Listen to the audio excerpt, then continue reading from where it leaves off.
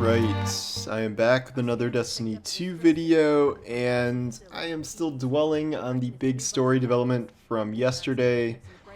So if you haven't played that, go play it. I would not be searching for Destiny videos at Weekly Reset in an era where we're still getting new story developments since we're only a month into the season. I am, of course, talking about the apparent death of Amanda Holliday. I wrote an article about whether she's actually dead, and the conclusion I've come to is that, well, I think it is theoretically possible, even with the Traveler being whatever the Traveler is right now. I think it is possible for an existing ghost to come and revive Amanda. I don't think that is what Bungie is going to write into the script. Certainly not this season, certainly not anytime soon, because I find that that would be probably too much of a retread of what happened with Aldrin and Crow. Plus, it would wipe her memory. Plus, it would take away from any impact of her death, although I would argue there wasn't a ton of impact from her death, given how that transpired. And the more I sit on this, the more I still really don't like it. And it's not necessarily the fact that she died, it's kind of how she died and how this was presented within the context of the mission and the cutscene. There are a few different things I think we can talk about here. I'll just start with the kind of just larger theory that Amanda Holliday was supposed to die in the first cutscene of Lightfall. There's a big ship battle. She's a pilot. The Witness shows up, just walking through space, and her ship is damaged and then crashes down in the EDZ. And then we see the Witness slice through Guardians with this little finger wave. There is an idea that because Lightfall was sort of just carved out as this extra expansion, and really the entire plotline of Lightfall seems extraneous because you can put the first cutscene and the last cutscene together. The idea is that that one complete cutscene was meant to be the beginning of the final shape. And Amanda was probably supposed to die. Maybe they showed more explicitly her dying, like the Witness showing up and killing her. I know Bungie takes a lot of inspiration from the MCU and Infinity War and stuff, and it would sort of be the equivalent of Thanos showing up, injuring the Hulk, and then killing Loki.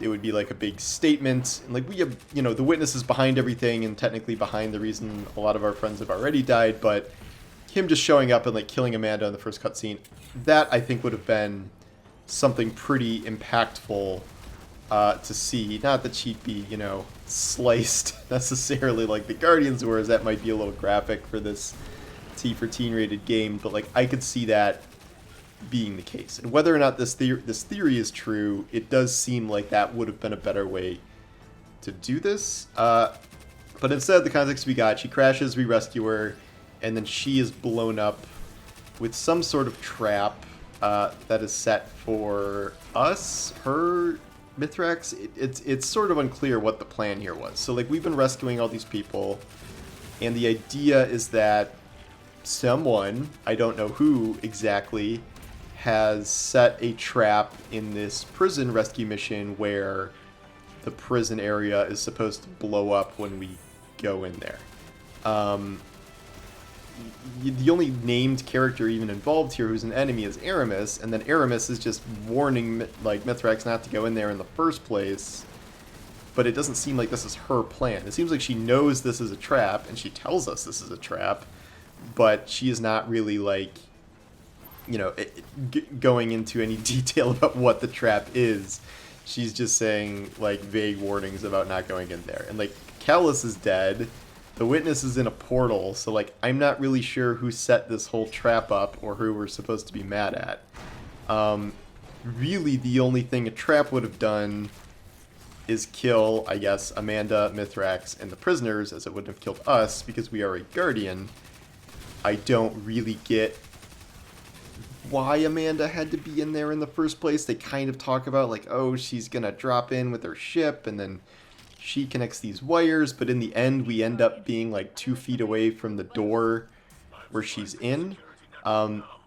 So like we're opening the door to get into where she is, and then we just don't show up. And she does all this fiddling with the wires. We're presumably still trying to hack the door or something. We're just sitting outside. And then she does it. The prisoners escape, but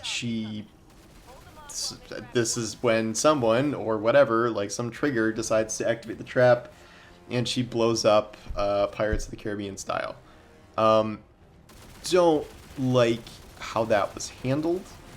If First of all, like if they were gonna do this, they should have just started the cutscene like while we were still fighting the enemies, like, or we had just killed the Tormentor and a bunch more Taken spawn, and we're busy dealing with the Taken.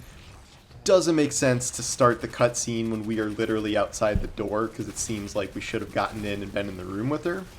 I, you know, I'm not saying I can do Bungie's job better than Bungie. I have great respect for the narrative team. I have great respect for the difficulties that come with attempting to craft a narrative around very specific gameplay demands, or say having to invent a season and an expansion that you didn't plan on in the first place. I just think there could have been more poignant ways to handle this. You know, I could have envisioned a cutscene where we're in there with Amanda. Amanda's trying to hack the thing because she knows how to hack the thing and we don't. And we're fighting off Cabal as she's there. And then once the trigger happens, there's an explosion. And the explosion happens so fast, we can't do anything. We are, can't cast a Ward of Dawn or something. Like, it's too fast. We blow up. It's a white mechanic. And we die. But then there's a sequence where our ghost resurrects us because we're a guardian. But the ghost cannot resurrect Amanda because it's our ghost, and she does not have a ghost, and she is dead. And I think that would have been, and then we could have had some voice lines. We could have been like pleading with our ghost to help her, and the ghost says he can't help her. She's gone. Like, this isn't how it works. You can't just res another person. And it would be this contrast between, a human making the ultimate sacrifice who's not a guardian, and us who gets to live and die 1,000 times because we were chosen by the light. That is kind of what this season has been presenting to us this whole time, like the difference between Amanda and Devrim and Mithrax and the Guardians, who have the light and can be resurrected a million times. This also comes up with Osiris, who no longer has a ghost, and his next death will be his last death, even though he might have Strand now. But that doesn't revive you. It gets a little complicated. But to me, that would have been a better use of both our character, who should have been involved in that scene somewhat instead of standing outside the door, and kind of the ultimate example of, the difference between Guardians and humans, and why, we're the heroes, but like, who are the real heroes here? Like, the people that are risking everything, and us who aren't really risking all that much. Like, yes, Guardians can die permanent deaths, but it does not happen that often, and there have to be very, very specific circumstances for that to happen. And in Amanda's case, I don't know, just the whole thing did not play well, I would say. And I think there were better ways to do this, whether that was sticking with the original plan and having the witness kill her at the beginning of Lightfall, or scripting this cutscene differently. I just think there were other ways to do this to handle the situation better, and now this seems to be like the third death in a row, and technically the fourth death in 2 seasons that just isn't really handled right. I would say the only really okay death they've done is Rasputin. I like the idea of a war mind realizing that in the face of a god of war who thrives in violence, the only way he can contribute is to not exist. That is kind of an interesting sentiment and kind of a clever, thing to do there. And so his sacrifice, the scene with Anna, that was good. That was a good cutscene. The Traveler death, that is maybe not a death, was very poorly handled because it's so confusing and continues to be confusing. We all have said that Rohan's death in Lightfall was very bad because no one cared about Rohan, and he was around for 30 minutes, and we all knew he was going to die pretty much from the trailer, given his role.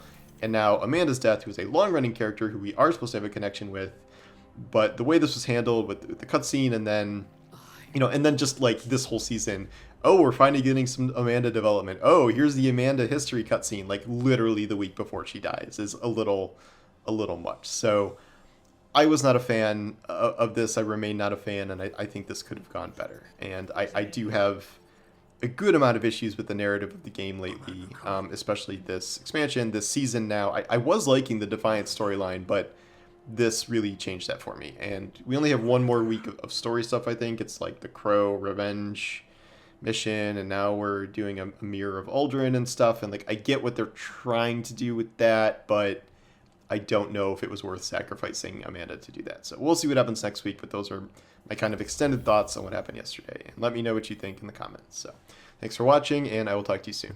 Take care.